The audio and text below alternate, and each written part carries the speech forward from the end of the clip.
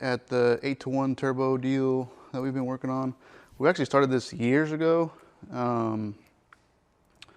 were building it for a 55 Bel Air, but when we were doing the swap, the sheet metal work wasn't done really well. Like the floor panels were stacked on top of each other. There was a new floor on it, and it was just stacked on top of the old floor, but it was stacked with like roofing tar. So it was like glued together with roofing tar. It was the worst. So that turned into a journey, but we've had this material around for a while and the turbo around for a while. So we had a little bit of time, kind of just based off measurements we took, kind of figured out where stuff needed to land.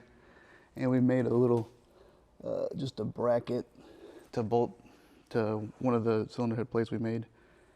And that kind of placed the turbo in the car. And my idea was to place it in the car and then at some point build it outside of the car. And I originally was starting to build it in the car, and I had a different idea because we weren't going to run the intake backwards.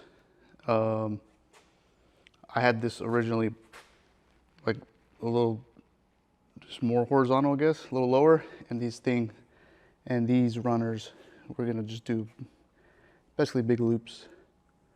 But then we decided probably flipping the intake around backwards was a better idea, so it kind of lands a little better, and we have an air-to-water intercooler for it that sits on this side of the car somewhere, and basically that'll just boop, and then the intercooler has a top and bottom, so it's like a U. That'll go at the bottom, and that'll turn around. Since we did the firewall a while ago, there's a big spot in the back. We still might have to notch it a little bit, but then we have enough room to run it that way instead of like running it in the car.